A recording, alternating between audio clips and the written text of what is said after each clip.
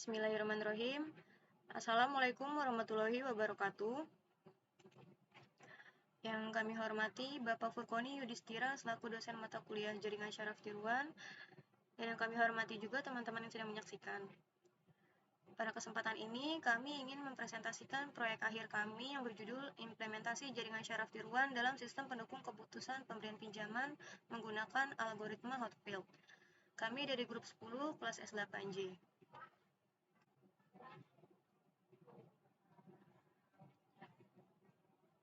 Anggota grup 10 kelas S8J terdiri dari yang pertama Dinda Nurmala dengan NPM 2019435011311, kontribusi tugas pengerjaan aplikasi, PPT, Excel, serta pembuatan video presentasi. Kemudian yang kedua, Aji Nugroho yang juga merupakan selaku ketua kelompok kami dengan NPM 2019435011365, kontribusi tugas pengerjaan aplikasi juga. Kemudian yang ketiga, Rosa Novianti dengan NPM 2019435011349, berkontribusi dalam pengerjaan flowchart dan laporan.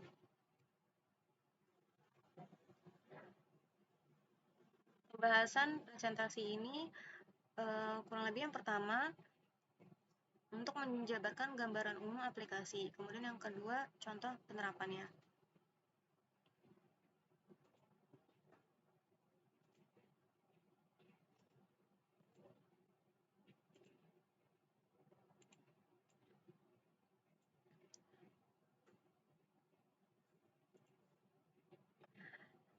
Dari aplikasi sistem pendukung keputusan pemberian pinjaman, gambaran umum aplikasinya sebagai berikut. Jadi ada 4 persyaratan yang harus dipenuhi jika pinjaman yang diajukan ingin diterima. Yang pertama, berusia lebih dari 21 tahun. Yang kedua, memiliki pekerjaan dan berpenghasilan tetap dengan minimal penghasilan Rp4.500.000 per bulan. Yang ketiga, dana pinjaman yang diajukan tidak lebih dari separuh penghasilan yang dimiliki. Kemudian yang terakhir, persyaratannya yaitu sesuai dengan status kawinnya, nominal penghasilan yang dimiliki tidak boleh kurang dari PTKP dengan acuan tabel PTKP sebagai berikut. Nah, ini tabel PTKP atau penghasilan tidak kena pajak yang kami dapat dari website onlinepajak.com. Kami ambil garis besarnya untuk status kawin TK, K1, K2, K3 dengan keterangan sebagai berikut. Dan dengan data informasi penghasilan tidak kena pajak pada tahun 2022 dengan masing-masing status sebagai berikut. TK 54 juta, K1 63 juta, K2 67.500, dan yang terakhir K3 72 juta. Selanjutnya sebagai contoh, di sini ada 2 data calon debitur yang akan mengajukan pinjaman. Ada calon debitur A dan B dengan data usia, penghasilan, pengajuan pinjaman, dan status kawin sebagai berikut pada tabel berikut. Kemudian data-data pada tabel ini, data-data yang diketahui dari data calon debitur tersebut, kita konversikan menjadi data biner, yaitu 1 dan 0.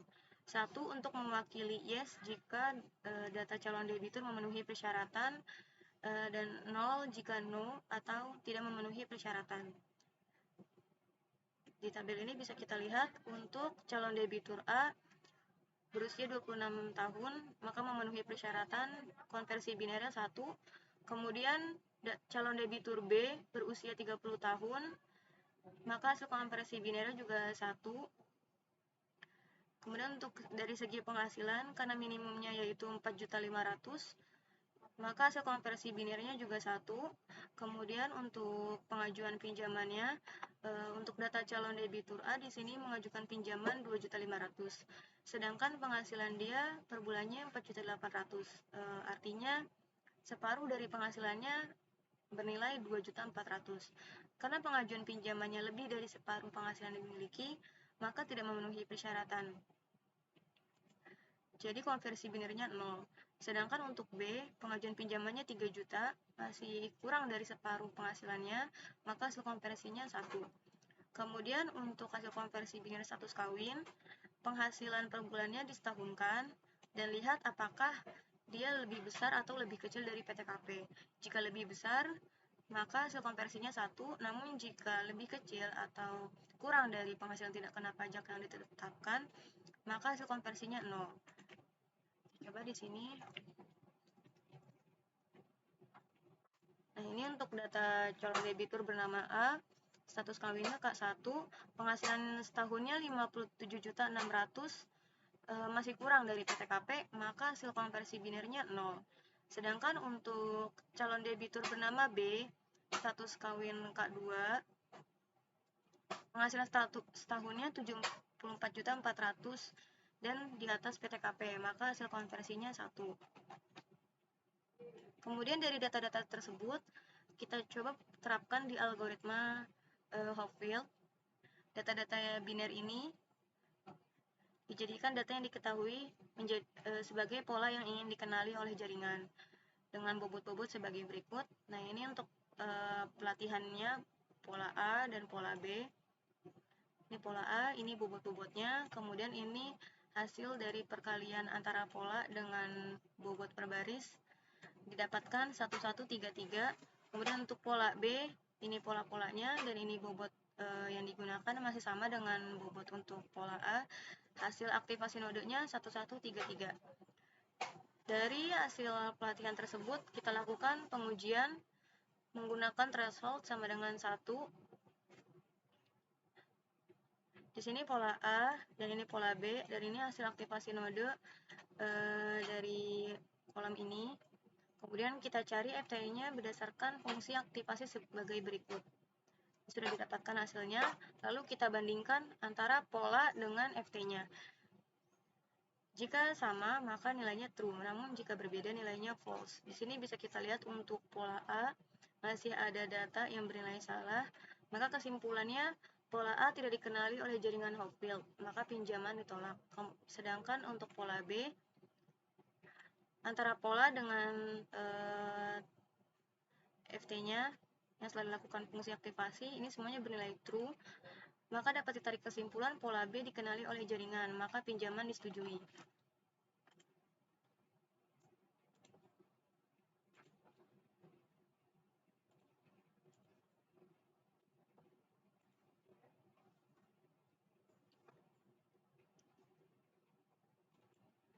Kemudian kita lanjutkan ke flowchart yang akan diimplementasikan ke aplikasi. Jadi di sini pertama-tama mulai membuka aplikasi, lalu masukkan username dan password. Jika setelah klik login data yang dimasukkan benar, maka admin akan masuk ke beranda. Namun jika salah, maka akan tetap di form login dan harus memasukkan username dan passwordnya hingga benar.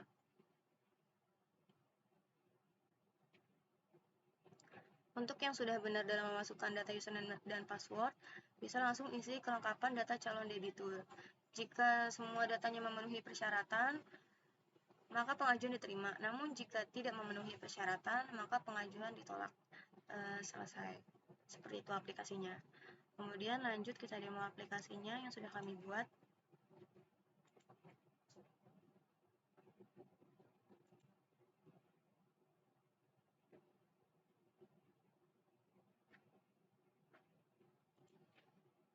Kita running.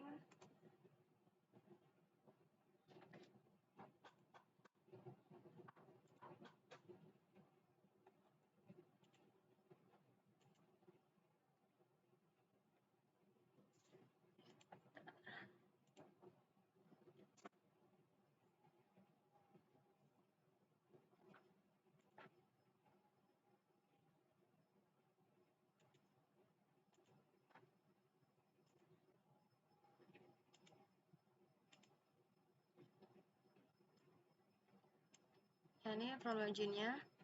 Di sini kita bisa masukkan admin, password 123.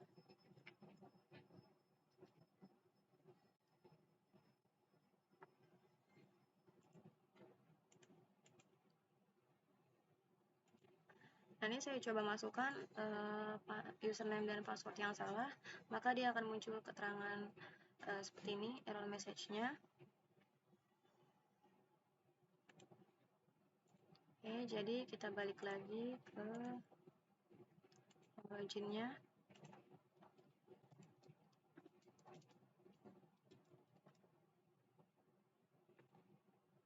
Nah, jika sudah benar, maka dia akan masuk ke beranda.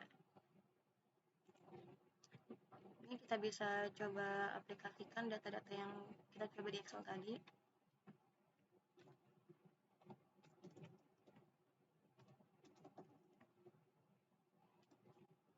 Kita klik proses. Di sini keluar hasil pengajuan pinjaman ditolak.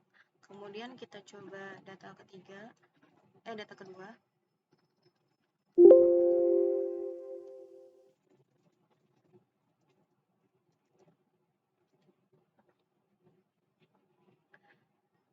Hasilnya pengajuan pinjaman diterima, jadi sudah sesuai dengan penerapan algoritma Hotfield yang sebelumnya dijelaskan dengan data Excel.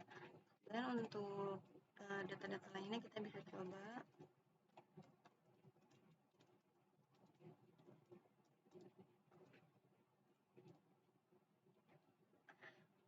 Kita proses. Nah, pengajuan pinjaman ditolak. Mengapa? Karena dari sini aja kita bisa lihat ada salah satu persyaratan yang tidak terpenuhi, yaitu calon debitur C berusia 20. Sedangkan pada variabel aplikasi ini disebutkan bahwa usianya itu minimal 21 tahun. Kurang lebih gambaran aplikasinya seperti ini. Kita lanjut ke PPT-nya kembali.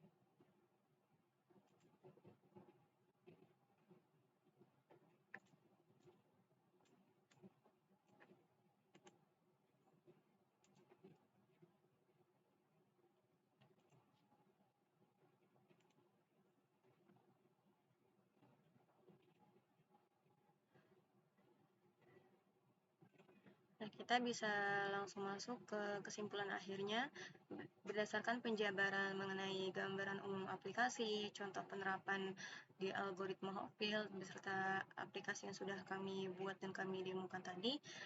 Kesimpulan akhirnya yaitu jaringan syaraf tiruan dapat diimplementasikan dalam aplikasi sistem pendukung keputusan pemberian pinjaman, dan algoritma Hotfield cukup baik dalam mengenali jaringan pada topik yang diambil. Selain itu, aplikasi tersebut bermanfaat sebagai media untuk mengelola dan menyaring data kandidat yang ingin melakukan pinjaman. Hal ini tentunya akan mempermudah admin dalam menentukan kandidat yang akan lolos karena memenuhi persyaratan pemberian pinjaman. Karena bisa kita ketahui, untuk saat ini marak aplikasi maupun penyedia pinjaman online, baik itu yang sudah terawasi OJK ataupun belum, dan yang mengajukan pinjaman itu juga tidak sedikit, dan untuk admin koperasi ataupun lembaga penyedia pinjaman-pinjaman lainnya, diharapkan aplikasi ini bisa membantunya dalam mempermudah memfilter calon-calon debitur yang mengajukan pinjaman. Jadi dari berkas-berkas tadi bisa diinput ke aplikasi untuk diberi keputusan apakah bisa dilanjut proses pengajuan pinjaman atau tidak. Seperti itu, karena dari data yang banyak pasti akan ada kemungkinan adanya kekeliruan dalam pemeriksaan satu persatu. Namun dengan adanya aplikasi ini akan lebih mudah karena hanya menginput usia, penghasilan, status kawin, kemudian dari yang pinjaman itu bisa langsung keluar datanya apakah calon debitur tersebut layak untuk diberi pinjaman atau tidak. Untuk variabelnya juga nantinya bisa disesuaikan untuk keperluan adminnya atau koperasi yang bersangkutan. Sekian dari kami. Sebelumnya kami mohon maaf apabila ada kesalahan penulisan, pengucapan, maupun data. Saran dan kritik kami terima untuk perbaikan kami ke depannya. Terima kasih untuk Pak Furkon yang memberikan kami kesempatan untuk menyelesaikan proyek akhir ini, dan juga untuk teman-teman yang menyaksikan. Wassalamualaikum warahmatullahi wabarakatuh.